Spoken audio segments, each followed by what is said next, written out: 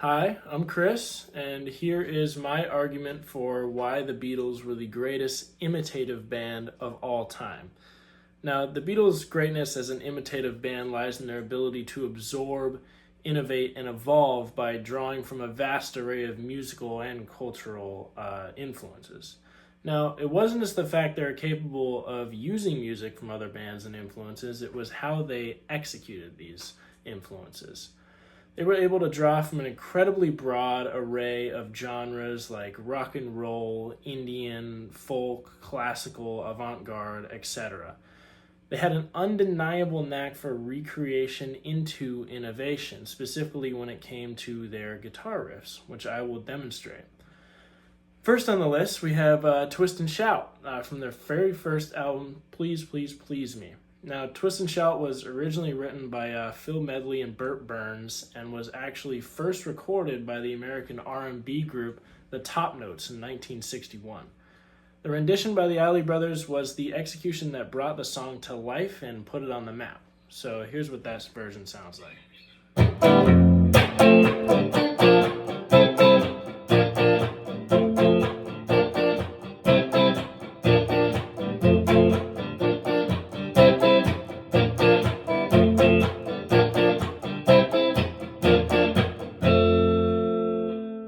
Now, what's interesting to note about that version is it's so simple. It's a three-chord structure, but it's extremely catchy, and the riff's repetition kind of created a feeling of anticipation of what's coming next for the audience, which had a lasting impact and influence on their live performances because they had that anticipation live right there, and it was something that they could actually have and did implement into their call and response vocals, etc. So, how did the Beatles transform this track? They really did something to it and transformed from a soulful, groovy rendition, something that was slow and catchy and almost had a reggae-style skank to it on the guitar side of things. So how did they turn it into what is now known as pretty much a bona fide rock anthem? So instead of a smooth tone, they actually cranked the distortion a bit, and Lennon actually screeched on this song and really gave it that raspiness and that rawness. The recording of the song was actually done in one take, which added a sense of rawness that you can really only get from an emotional live performance. Now, the Beatles were great innovators, however, I truly believe they were best when they had something to build off of. Now, this isn't to take away any credit from their ability to create originals. I'm just saying that they were the only band at the time that was taking something and making it what it could have been without, it have gotten their unique touch and feel for the music and cultural appreciation. I like to include a quote from The Beatles in Hamburg by Ian Inglis. Now, this has resonated with me ever since I read it and was kind of what gave me the idea to make this argument in the first place. Inglis says that there is little doubt that the band's interpretations of some songs they learned in Hamburg have become, for many people, the definitive version. Twist and Shout, recorded by the Top Notes and the Isley Brothers, Money, recorded by Barrett Strong, and Mr. Moonlight, recorded by Dr. Feelgood, are notable examples. Now you can find this on page 84 to 85. For a band like the Isley Brothers to release a song that resonated with as many people as it did, to be recreated and transformed into something that completely cemented a rock revolution, just goes to show just how right Inglis was. This is actually the second time I've used this quote in class assignments because I feel like it's so important to acknowledge. Anyways, here's what the Beatles version of Twist and Shout sounds like.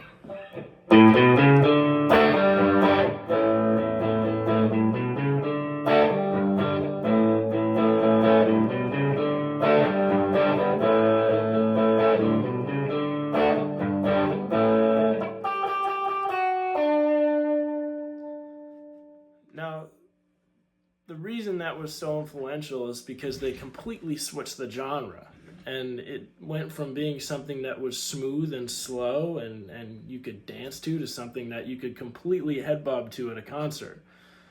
Now, there's two other song examples that the Beatles released that I think encapsulate their imitative genius as well.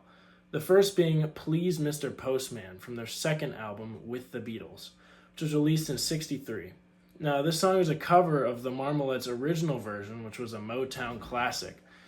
They're actually known for being inspired by American R&B and Motown music, Motown specifically, which I believe ties into the discussions we've had throughout this course about their interest in different genres, regional music, music from different places. For example, in a CBS article titled "Motown Really Had a Hold on the Beatles," the author says, "As for Motown, like the rest of the world in the early 60s, all the Beatles were entranced by the sounds pumping out of the hit factory Berry Gordy built in Detroit." Now, this goes to show that a huge part of the Beatles' ability to imitate and make their sounds comes from their passionate ability to tune in with a vast array of music. Now, their imitations sparked transformation, and their transformation gave birth to renowned innovation. Here's what the original sound by the Marvelettes sounds like.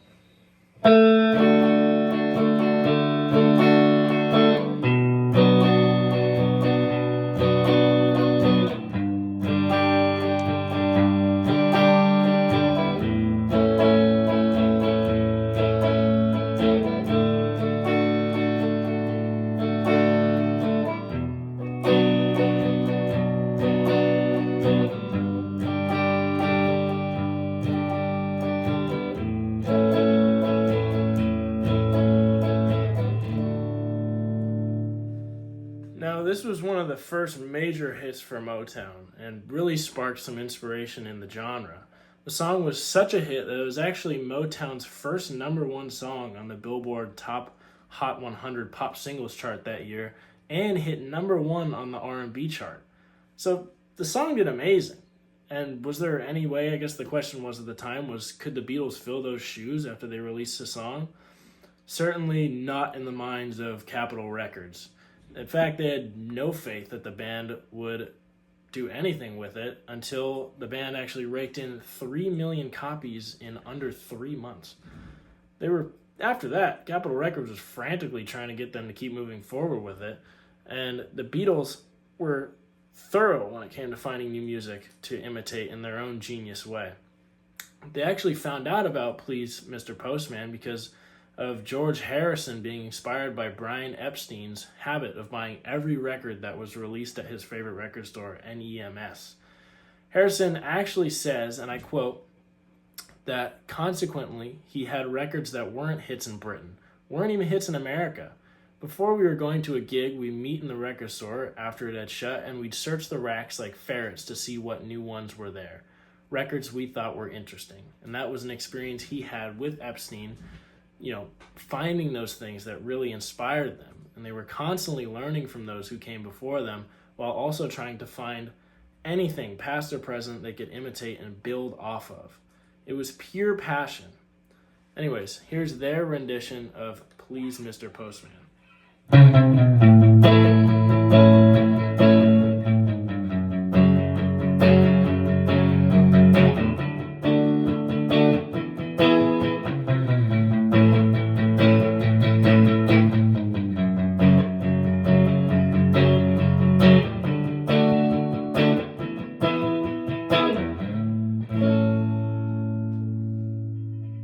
Now, one of the final examples that I think supports my argument with the Beatles being the greatest imitative band of all time is their fusional expertise on the track Back in the USSR. Now, here's what their version sounded like.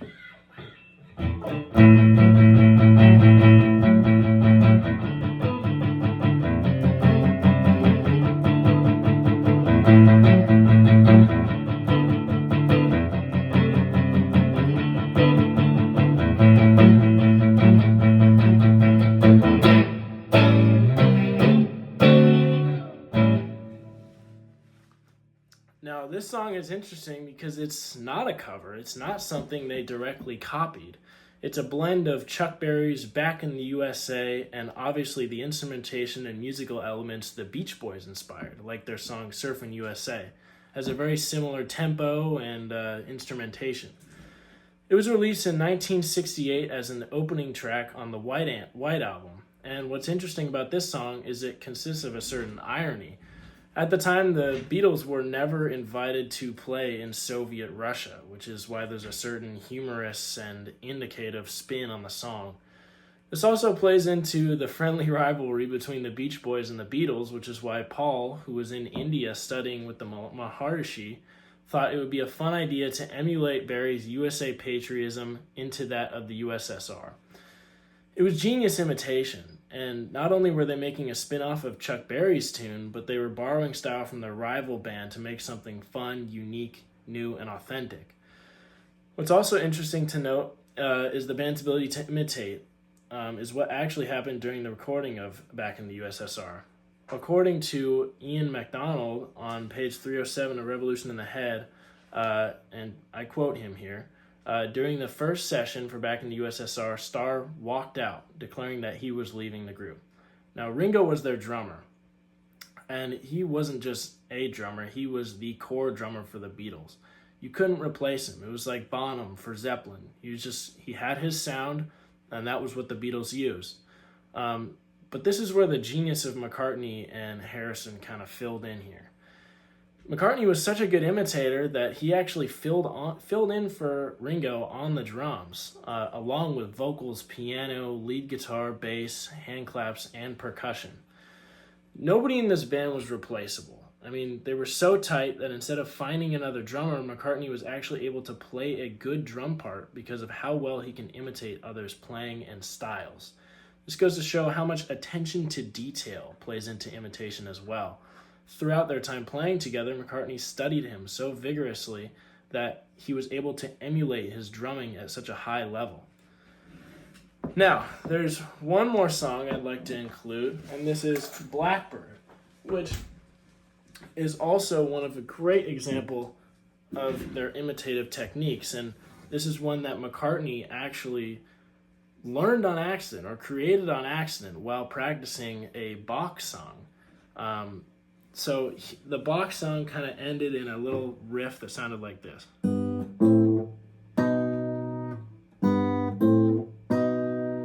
Now what's so brilliant about this is he took and created Blackbird from a Bach song that him and Harrison would practice and actually did some duets with throughout their time playing together. But this is how he implemented those chord structures and finger-picking techniques into his song Blackbird.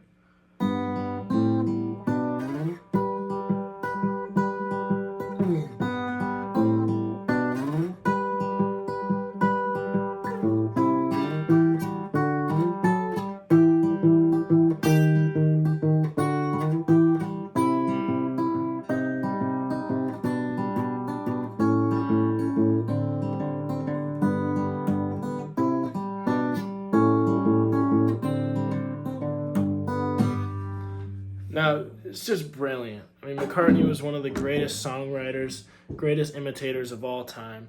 And this just goes to show how in tune he was with other musical styles and how he drew on so many different styles just by his immersiveness in different cultures and styles of music.